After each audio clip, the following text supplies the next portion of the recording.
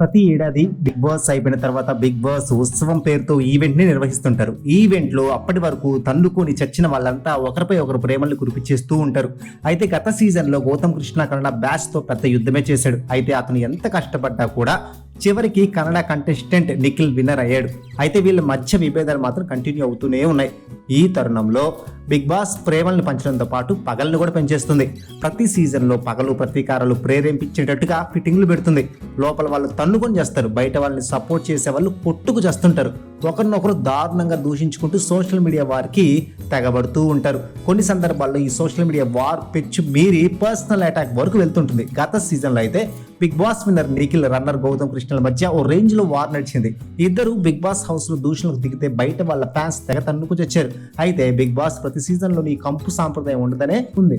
లోపల వాళ్ళు తన్నుకు చావడం, బయట వీళ్ళు తిట్టుకొని చావడం సర్వసాధారణమే.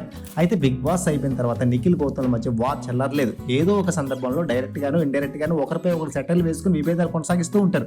అయితే వీటికి ముగింపు పలికేందుకు స్టార్ మా బ్లాక్ బస్టర్ ఉత్సవాన్ని వేదికంగా మార్చేసింది.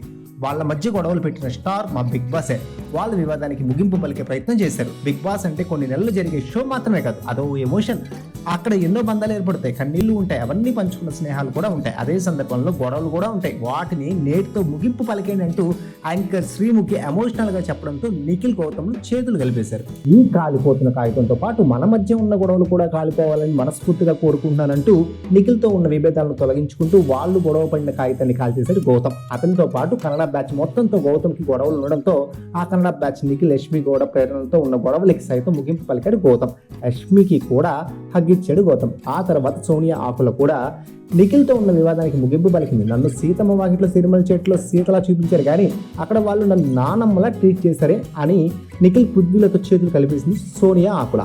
వీళ్ళతో పాటు బిగ్ బాస్ లో గొడవలు పడి ఒకరినొకరు దూషించుకున్న వాళ్ళంతా చేతులు కలిపేసి వివాదానికి ముగింపు పలికారు. చివరిలో గంగవ్వ ఇచ్చిన మటన్ దావత్తో ఒకరినొకరు తినిపించుకొని సంతోషాన్ని పంచుకున్నారు.